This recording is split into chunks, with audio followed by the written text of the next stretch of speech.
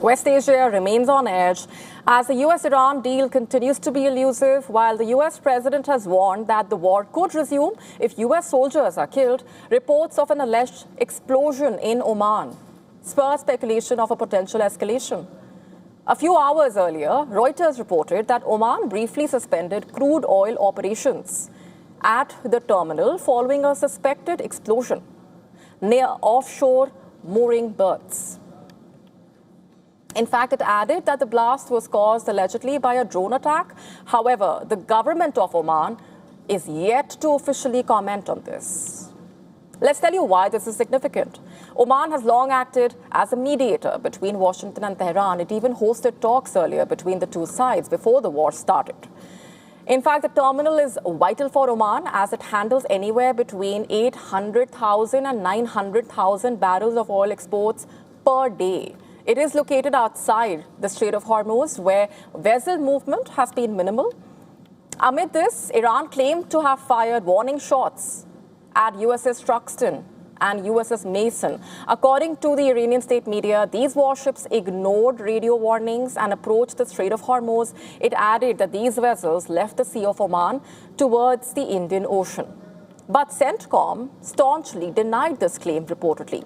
In another development, US forces claim to have boarded a sanctioned vessel in the Indian Ocean as part of its mission to stop vessels from providing material support to Iran.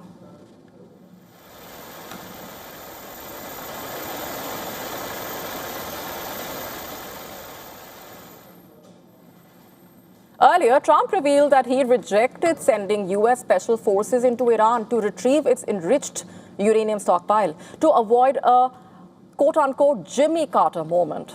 This was a reference to the failure of Operation Eagle Claw in 1980, which aimed at rescuing Americans held hostage at the U.S. Embassy in Tehran.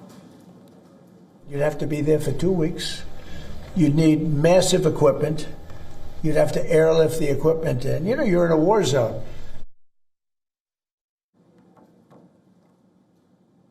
As uncertainty prevails, Iranians voicing their skepticism towards a possible deal to end the war due to the acute differences between both the sides. In my opinion, there can be no agreement because the demands of both sides are very far apart. And if they were to reach an agreement, it would mean that all this war and campaigning would be useless, and America's hegemony would be called into question, and none of the goals for which it took this great action would be achieved. And on the other hand, Israel continued to pound Lebanon even as it agreed to renew the ceasefire. Smoke was seen billowing over the southern Lebanese village of Kfar Tebnit as the IDF targeted Hezbollah.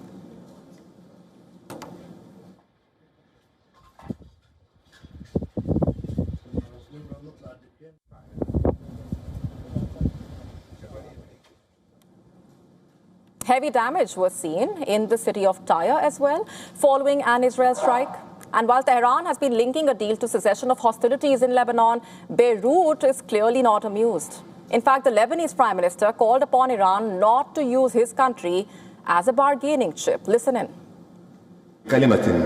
If I may address a word to Iran, it is this: have mercy on our South. Stop treating it and its people as merely a bargaining chip to improve the terms of your negotiations. We are a nation that refuses to become a mere mailbox for others' messages or an open battleground for their wars. Lebanon is not a bargaining chip for anyone, and the South is not anyone's reserve front.